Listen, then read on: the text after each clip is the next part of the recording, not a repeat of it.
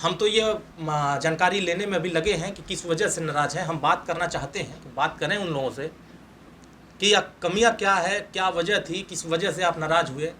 अगर नाराज़गी किसी कार्यकर्ता की वजह से हुई है तो उस बीच में हम नया रास्ता निकालने का कोशिश करेंगे। 2017 में हमने उन्हीं के खिलाफ चुनाव लड़ाया था, मऊ सदर से। हाँ बिल्कुल लड़ाया था, और ये डोमेन, पब्लिक डोमेन में है कि 90,000 के आसपास वोट मिला उनको। कौन दिया, किस पार्टी की वजह से मिला? मोदी जी उनका प्रचार करने गए थे और तभी नाम रखा था कटप्पा, मोदी जी ने रखा था।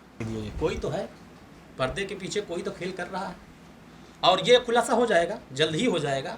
ये लोग जहां जाएंगे वो दगे हुए कारतूस पहले से इकट्ठा हैं। मऊ में आज सुभाषपा के तकरीबन 25 से 30 लोगों ने पार्टी से इस्तीफ़ा दे दिया है। इसके पीछे क्या कारण है, इसकी जानकारी देने के लिए हमारे साथ सुभाषपा के राष्ट्रीय महासचिव अरुण राजभर जी हैं। अरुण राजभर जी, ये बताइए कि आज मऊ में एक प्रेस वार्ता की जाती है और उसके बाद महेंद्र जी जो आपके पार्टी में अध्यक्ष थे, प्रदेश अध्यक्ष रहे हैं, उन्होंने जो है कुछ लोगों के साथ मिलकर जो है इस्तीफ़ा दे दिया। आखिर ऐसा क्यों करना पड़ा? देखिए सुहेलदेव, भारतीय समाज पार्टी एक प्रयोगशाला है। प्राथमिक स्तर पर शिक्षा माननीय ओम प्रकाश राजभर जी द्वारा यहीं दिया जाता है, और लंबे समय तक हमारे विद्यालय में पढ़ाई करने का काम किए। जिन्होंने राजनीति सिखाया, जिन्होंने राजनीति में लाया, और जिन महापुरुष को आदर्श मान करके वो कफन उठाकर चलने का काम करना चाहते थे, और कसम और वादे खूब करते थे कि मरते दम तक सुहेलदेव भारतीय समाज पार्टी में मर मिटेंगे। हमें भी नहीं समझ में आ रहा है कि अचानक इस तरह की घटनाएं, इन लोगों ने ऐसा फैसला क्यों लिया। मुझे ऐसा दुख है।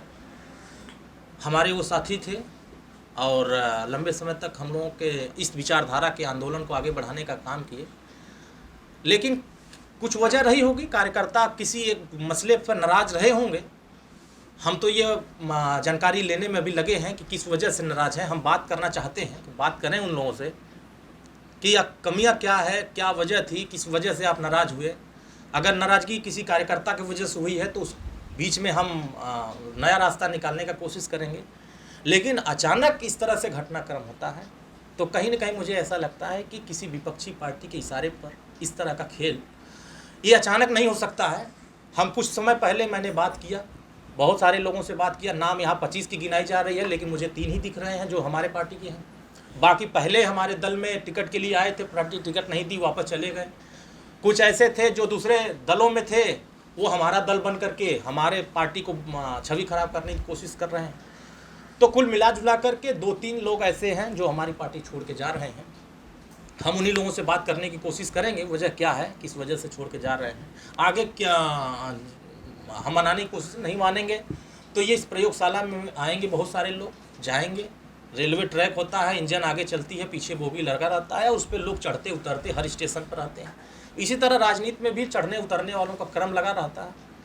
जिसको राजनीति अच्छा लगता है, ओम प्रकाश राजभर जी अच्छे लगते हैं, उनकी नीति और सिद्धांत अच्छे लगते हैं, तब वो कस्में वादे करते हैं और मरते दम तक साथ देने की बात करते हैं। आज मैं उन्हीं लोगों से पूछना चाहता हूँ, आप लोगों ने ही तो हम लोगों को सिखाया था कि नहीं, हमको सुहेलदेव भारतीय समाज पार्टी को मजबूती से काम करना चाहिए और हमको पार्टी को बचा कर रखना चाहिए। आज आप किससे मिल करके पार्टी को कमज़ोर करने की कोशिश कर रहे हैं। तो ये तो सही बात है कि 2022 में हमने टिकट नहीं दिया, वजह यह रही कि समाजवादी पार्टी ने हमें सीट नहीं दिया। इसको टिकट नहीं दिया, आप इसकी बात कर रहे हैं? सुहेलदेव भारतीय समाज पार्टी को जो उम्मीद थी कि ज़्यादा से ज़्यादा हम पिछड़े वर्गों को लड़ा सकें, अति पिछड़ों को लड़ा सकें, हमारे पार्टी में जो काम करने वाले लोग हैं उनको लड़ा सकें। लेकिन माननीय अखिलेश यादव जी ने जो वादा किया था कि हम आपको टिकट देंगे, आपके कार्यकर्ताओं को लड़ाने के लिए, एडजस्ट करने के लिए वो सीटें देंगे, जो सीटें बात हुई उन सीटों को सीधे से खारिज करके सारी सीटें अनुसूचित थमा दिया और सभी पर अपना प्रत्याशी दे दिया। हम लोग इन सब चीज़ों को स्वीकार करते इसलिए कि गठबंधन धर्म निभाना था, और माननीय ओम प्रकाश राजभर जी ने कहा भी था कि हमें अखिलेश यादव जी कुछ भी नहीं देंगे तब भी हम गठबंधन करने को तैयार रहेंगे, और हमने निभाया। और उन्हीं के प्रत्याशी लड़े मैदान में, हम अपने लोगों को लड़ा नहीं पाए, इसीलिए उनको दुख, हमको जहाँ तक लगता है इसी बात की दुख। आपको ये लग रहा है कि जो इस्तीफ़ा दिया गया है इसके पीछे का कारण यही है कि टिकट ना देना? मुझे भी ऐसा लगता है। पार्टी ने 2017 में भाजपा के प्रचंड लहर में हमने उनको लड़ाया था, और जिनके नाम का आरोप वो लगा रहे हैं, जिस मुख्तार अंसारी के नाम का आरोप हमारे ऊपर लगा रहे हैं कि उनसे मिले हैं, इसीलिए उनका ये सवाल है कि उनका कहना है कि महेंद्र जी का कि वो ओम प्रकाश राजभर जी कहीं ना कहीं जो है मुख्तार अंसारी को अपना बड़ा भाई मानते हैं, और उन्हीं के कहने पे जो है ऐसा सारी चीज़ें फैसले लेते हैं, इसी वजह से नाराज़ होकर वो जो है इस्तीफ़ा दे रहे हैं और अन्य लोगों के साथ मिलकर। 2017 में हमने उन्हीं के खिलाफ चुनाव लड़ाया था, मऊ सदर से, हाँ बिल्कुल लड़ाया था। और ये डोमेन, पब्लिक डोमेन में है कि 90,000 के आसपास वोट मिला उनको। कौन दिया, किस पार्टी की वजह से मिला?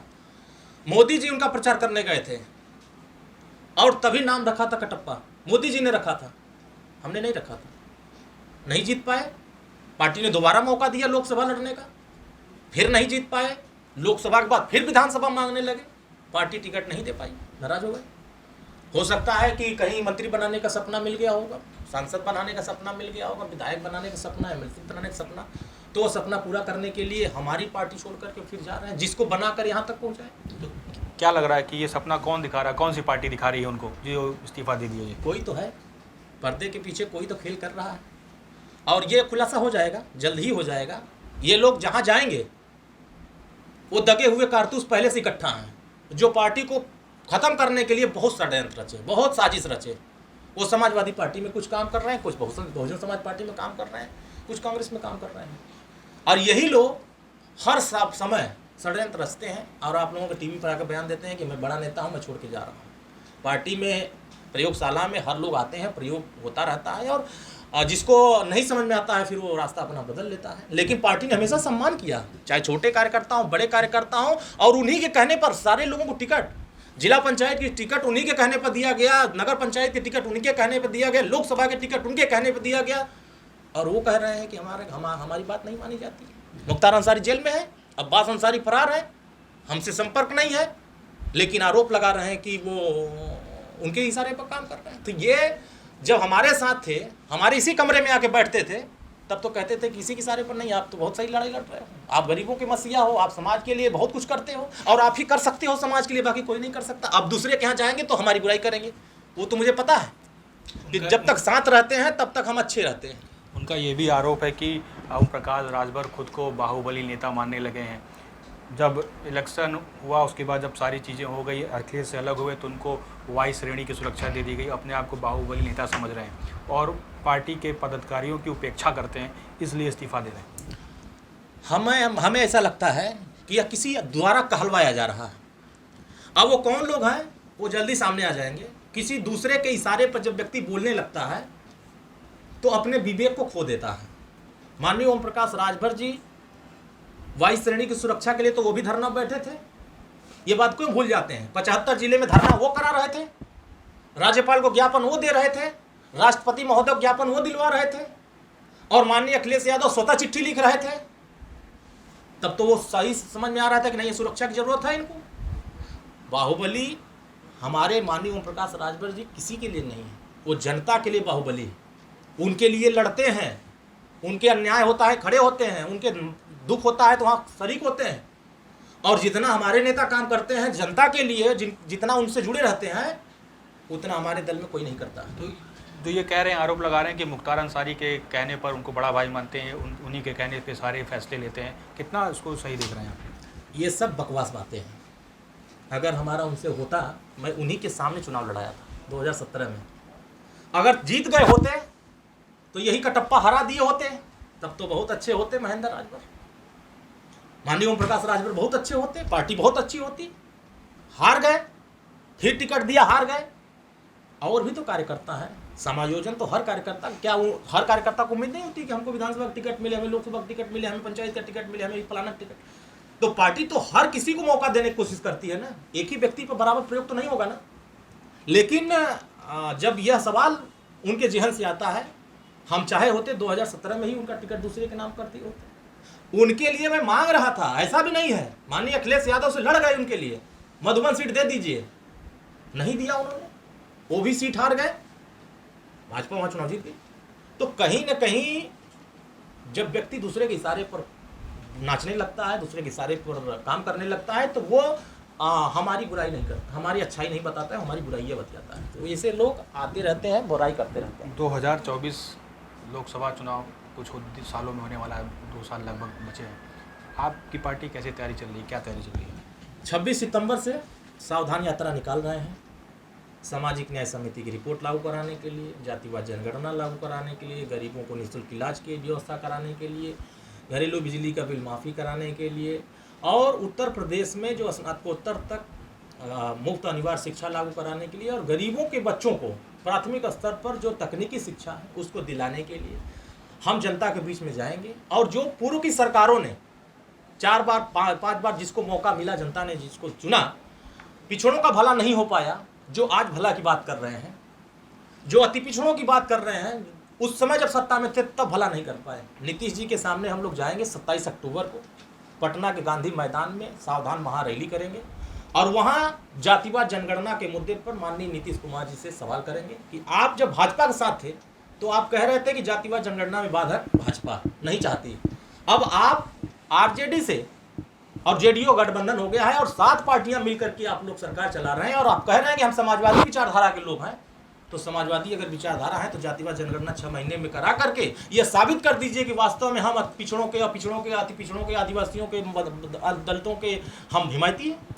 इनकी मांग को हम मजबूती से वहाँ उठाएंगे और यह दिखाएंगे उत्तर देश के लोगों को कि असली अगर समाज के दुश्मन कोई है तो यही लोग हैं। तो आप क्या बिहार में भी तैयारी कर रहे हैं बड़े पैमाने पे 2024 के चुनाव को लेकर? कितनी सीटों पे चुनाव लड़ने जा रहे हैं? बिहार में हमने अभी कल कार्यक्रम किया मधेपुरा में, उससे पहले हमने सासाराम में कार्यक्रम किया। हर कार्यक्रम में जो उत्साह, जो जोश कार्यकर्ताओं को दिख रहा है, मुझे ऐसा लगता है कि उत्तर प्रदेश से जल्दी परिवर्तन बिहार में हो जाएगा।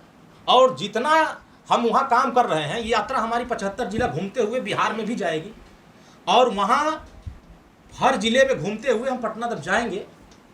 वही तय हो जाएगा कि 2024 की सियासत किस दिशा जा रही है और माननीय ओम प्रकाश राजभर जी जिस जगह खड़ा होंगे देश की सियासत उधर जाएगी। सत्ता हमारे से भी गुजरेगी, हमारे से ही गुजरेगी। तो ये थे हमारे साथ अरुण राजभर, जिनका कहना है कि जो आज मऊ में उनके पार्टी के पदाधिकारियों ने जो इस्तीफ़ा दिया है और मुख्तार अंसारी का नाम सामने आ रहा है कि मुख्तार अंसारी के कहने पर जो है ओम प्रकाश राजभर चलते हैं, कार्य करते हैं, उसको पूरी तरीके से बेबुनियाद बताया है। साथ ही साथ उनका कहना है कि आने वाले लोकसभा चुनाव की वो तैयारी कर रहे हैं, उनकी पार्टी तैयारी कर रही है। 26 सितंबर से जो है वो यात्रा निकालेंगे और आने वाले समय में मजबूती से लड़ेंगे। सत्यम मिश्रा, लखनऊ, यूपी तक।